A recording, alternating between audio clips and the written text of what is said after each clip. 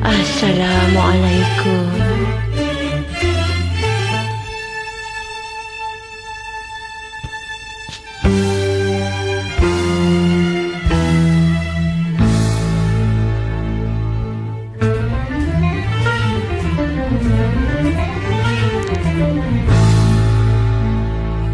Oh, burung pungguk,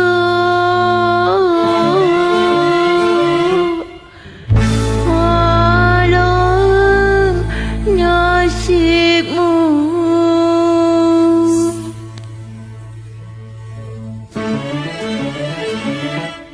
Rupamu burung, tak siapa yang mau. Bila malam telah tiba, di langit bulan bercahaya, kau berbunyi beriba-iba, merindukan bulan purnama.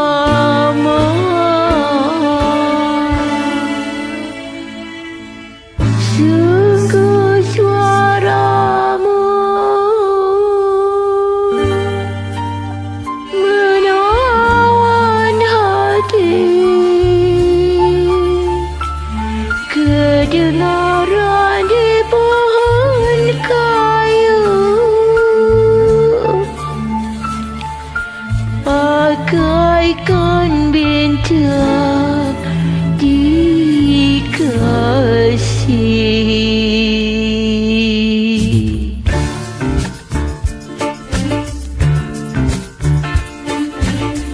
Tetapi wahai pungguk,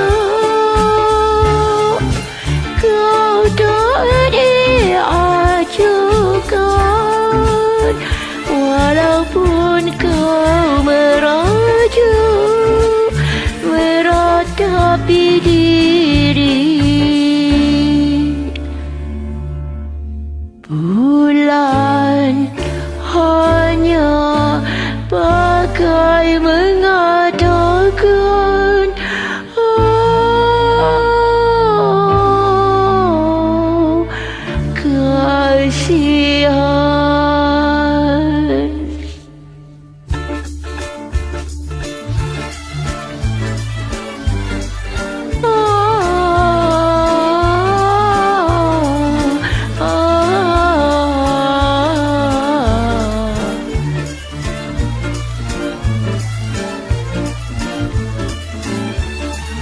Malangnya nasibmu, wahai burung pungguk, tidak seperti burung nuri di dalam sangkar.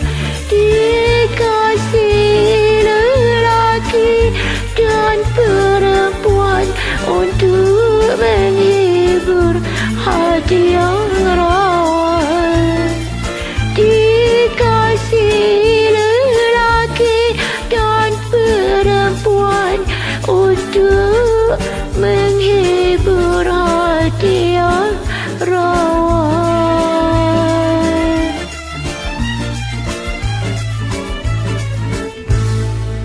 Oh, burung pungguk,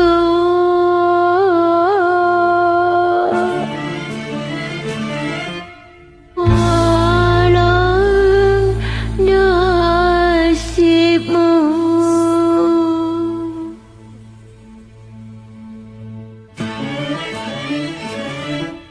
Rupamu burung,